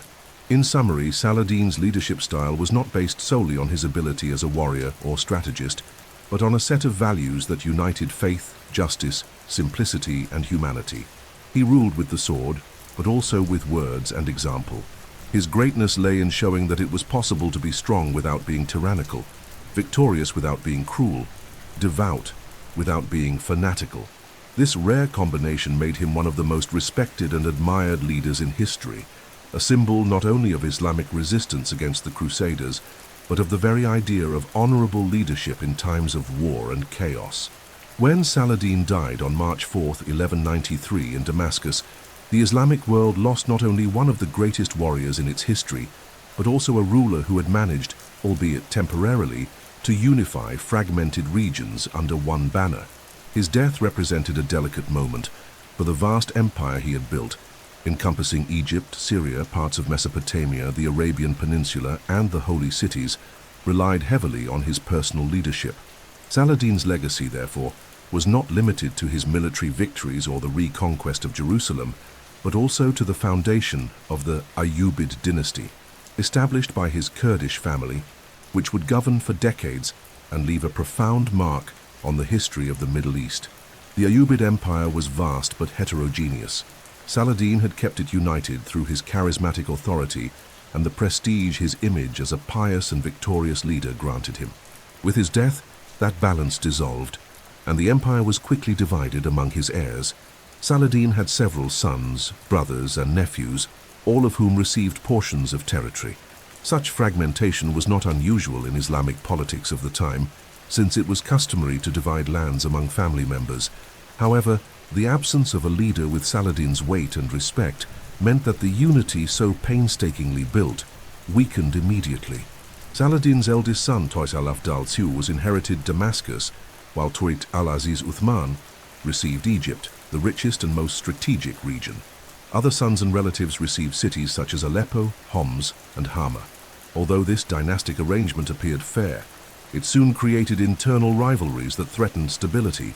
Disputes among brothers and cousins became frequent, and the cohesion that had enabled victory over the Crusaders gave way to fragmentation that weakened Ayyubid military capacity. Still, the dynasty's strength did not vanish completely. Thanks to the solid foundations laid by Saladin, the Ayyubids remained key players in regional politics for generations. Egypt, in particular, continued to be the center of Ayyubid power. Under al-Aziz's rule, the country maintained its economic prosperity and strategic importance, serving as the dynasty's main source of resources. Yet without Saladin's unifying figure, Syria and Mesopotamia experienced greater autonomy, and rivalry among different branches of the Ayyubid family intensified. This fragmentation reduced their capacity to resist new Crusader advances, though coastal fortresses remained under constant vigilance. Even divided, the Ayyubids remained strong enough to dominate the region throughout the 13th century. In the religious and cultural fields, Saladin's legacy was even more enduring. His policy of strengthening Sunnism and supporting religious and educational institutions left deep marks. Madrasas founded or sponsored by him remained active, training jurists, theologians, and administrators. Cairo, Damascus, and Jerusalem flourished as centers of learning and spirituality. Saladin's image as defender of the faith and restorer of Islamic dignity continued to be revered, serving as inspiration for his successors and the wider Muslim community. Even though the Ayyubids could not maintain the full unity of his empire, the religious legitimacy attached to Saladin's name ensured that his dynasty remained respected for decades. Politically, the Ayyubids also played a crucial role as mediators between different powers. Over time, they had to deal not only with the remaining Crusaders, but also with new rising powers, such as the Seljuk Turks and later the Mamluks. Their diplomatic skill allowed them to retain relevance even amid increasing external pressures. One striking example was the temporary alliances that some Ayyubid princes formed with Crusaders against other branches of their own family, showing how internal fragmentation could lead to paradoxical alliances. Despite such divisions, the dynasty remained the direct heir of Saladin's prestige, which was frequently invoked to legitimize political decisions and military alliances. Saladin's legacy, therefore, was measured not merely by the duration of his unified empire, but by the mark he left on Islamic history. He proved that it was possible to unite fragmented peoples under a greater cause, and that faith could serve as a force for political and spiritual mobilization. Although his successors did not replicate his greatness, the name of Saladin remained synonymous with justice, piety, and honorable leadership. Even weakened by internal rivalries, his dynasty played a decisive role until it was replaced in Egypt by the Mamluks in the mid-13th century. In the collective imagination of the Islamic world, the Ayyubids were seen as the direct heirs of Saladin's mission. Their fragmentation was lamented, but their link with the great sultan ensured that their prestige outlived their political victories. The empire that Saladin built may not have survived intact for long, but his legacy spread through institutions, faith, cultural memory, and the inspiration he left for future generations. Few medieval figures achieved such a universal dimension in historical memory as Saladin. His figure transcended the limits of his own time, remembered not only as the victorious warrior who reconquered Jerusalem, but also as a just, pious leader, admired even by many of his enemies. His memory was shaped in different ways across cultures, in the Islamic world, in Western Christianity, and even in Jewish tradition, creating a multifaceted image that has survived the centuries and remains vivid today. More than a commander, Saladin became a symbol of values, an archetype of leadership, and a myth that endures through time. In the Islamic world, Saladin was celebrated as the hero who restored dignity after decades of humiliation at the hands of the Crusaders. His victory at Hattin and the reconquest of Jerusalem were seen as the fulfillment of a divine mission, and his personal devotion reinforced this perception. Muslim chroniclers such as Ibn al-Athir described him as an exemplary ruler, deeply religious, generous to the poor, and tireless in defending the faith. His image was tied to the idea of jihad, not only in its military sense, but as a moral struggle for justice and the unity of the Islamic community. For Muslims, Saladin became proof that faith, combined with political wisdom, could overcome even the most powerful enemies. Centuries later, Islamic leaders would still invoke his name as inspiration during times of crisis and foreign invasion. In the Christian West, surprisingly, Saladin was also widely respected. Although he was the great adversary of the Crusaders, many Latin chroniclers portrayed him with admiration, emphasizing his honor, generosity, and magnanimity. The contrast between the massacre committed by the Crusaders in Jerusalem in 1099 and Saladin's clemency in 1187 left a deep impression on Christendom. Authors such as William of Tyre and other European chroniclers acknowledged that, although an enemy, Saladin was a man of virtues who stood out even in comparison with Christian leaders of his time. This favorable view was amplified by his rivalry with Richard the Lionheart. Their conflict was told as a duel between noble knights, almost equals in honor and valor, a striking contrast with the implacable hatred that characterized many medieval wars. In European literature and popular tradition, Saladin became a legendary figure. Medieval romances included him in chivalric narratives, at times attributing him with Christian-like virtues, as if he were a knight of Islam. In the European imagination, he came to symbolize honor and courtesy, inspiring respect even among those who had lost Jerusalem because of him. This image endured over time. Writers of the Renaissance, Enlightenment, and Romantic eras continued to evoke Saladin as an example of moral greatness. Dante Alighieri, in his Divine Comedy, placed Saladin among the great sages and heroes of the past, in limbo, where virtuous souls not baptized but worthy of honor resided. Among Jews, his figure also left a positive mark. Unlike other rulers, Saladin allowed Jewish communities to return to Jerusalem after his reconquest, restoring a presence that had been nearly extinguished since the massacre of 1099. This policy meant that he was remembered as a tolerant leader, capable of respecting religious minorities in an age of widespread intolerance. The gesture reinforced his reputation as a just and humane ruler, whose authority rested not only on force, but also on balanced governance. In later centuries, Saladin's memory continued to be evoked in different contexts. In the modern Arab-Islamic world, he became a symbol of resistance against European imperialism, especially in the 19th century, when colonial powers invaded Middle Eastern regions. His name was remembered as that of a leader capable of uniting fragmented peoples against foreign invaders, just as he had done against the Crusaders. Monuments, schools, and institutions were named in his honor, and even today his image is used as a reference of pride and cultural identity in the Islamic world. The West also preserved Saladin's memory as an example of nobility amid war. Modern European historians highlight him as one of the few medieval leaders able to balance severity with clemency, strength with humanity. Films, books, and series continue to evoke him as a counterpoint to the stereotypes of brutality often associated with medieval narratives. The endurance of his image is rare. Few medieval leaders have managed to retain such lasting respect across so many different and even opposing cultures. Thus, the memory of Saladin has been built as a mosaic. For Muslims, the hero of faith; for Christians, the honorable adversary; for Jews, the tolerant ruler; and for the modern world, the symbol of just leadership. His legend is as powerful as his real history, and perhaps it is precisely this fusion of myth and reality that makes him one of the most remembered names of the Middle Ages. Saladin was not just a military commander. He was an archetype of honor in an age marked by brutality, a leader whose memory survived not because he won, but because he knew how to win with dignity. The story of Saladin closes with his mortal life in the year 1193, but his legacy transcends time, enduring as one of the greatest symbols of honor, faith, and just leadership that humanity has ever known. More than a military commander or a powerful ruler, he became the archetype of an ideal that surpassed religious and cultural boundaries, the belief that it is possible to wield authority with firmness without abandoning humanity, to fight with courage without losing dignity, and to win wars without becoming a tyrant. This rare combination made Saladin a figure revered both in the East and in the West, a unique case in the Middle Ages, when adversaries were usually remembered only with hatred and contempt. The religious character of his journey is inseparable from his image.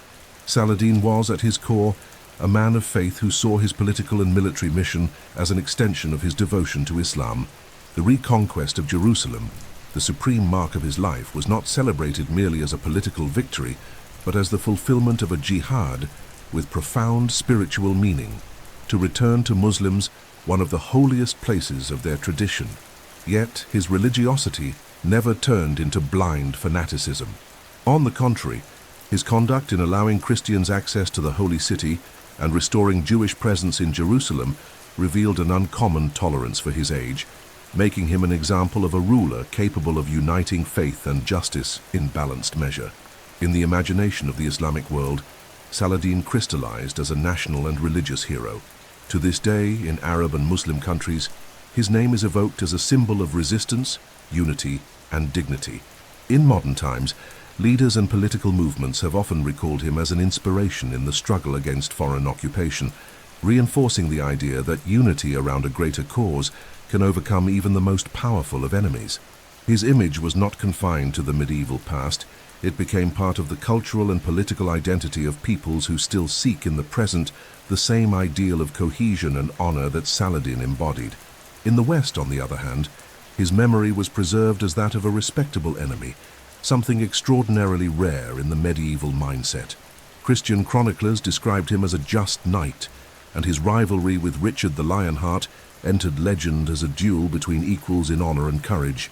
This positive vision crossed the centuries, reaching the Renaissance, the Enlightenment, and Romanticism as an example of universal nobility. Literature itself transformed him into myth. Dante placed him in limbo alongside sages and heroes of the past, acknowledging his virtue even outside the Christian faith. This cross-cultural reverence, born even among enemies, reveals the unique impact of his conduct, capable of inspiring respect in those who had lost cities and armies to him. Saladin's political lesson is equally enduring. He demonstrated that true leadership is not built solely on military victories, but on the capacity to unite fragmented peoples around a common vision. His ability to balance diplomacy and war, clemency and severity, faith and pragmatism, made him a model of governance still studied today as an example of effective leadership. In an age when violence was the prevailing language, Saladin proved that honor and justice could be weapons as powerful as the sword. Ultimately, the symbol of Saladin transcends history to become myth. His life is remembered not only in chronicles, but in oral traditions, monuments, schools, and even in modern popular culture, where he continues to be portrayed as an example of nobility and righteousness. He remains alive in collective memory as a spiritual guide, a model of governance, and an inspiration for generations seeking leaders who can unite firmness with humanity. His death marked the end of an era, but his image was eternalized as the archetype of the ideal ruler. Thus, Saladin was not only the sultan who reclaimed Jerusalem, nor only the commander who defeated Crusaders at Hattin. He was and continues to be the eternal symbol of honor and faith, remembered for his ability to fight without losing clemency, to govern without losing humility, and to triumph without losing humanity. A name that has crossed centuries, respected by friends and enemies alike, and that will forever remain one of the most grandiose figures in universal history.